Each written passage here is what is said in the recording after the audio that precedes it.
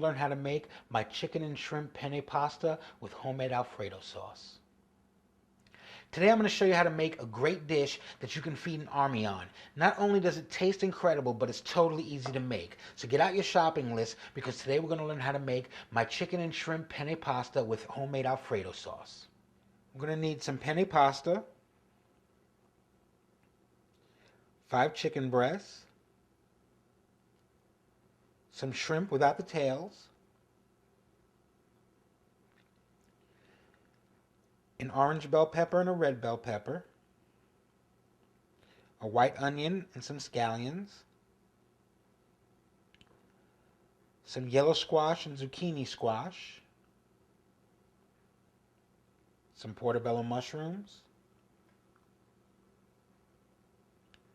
some minced garlic,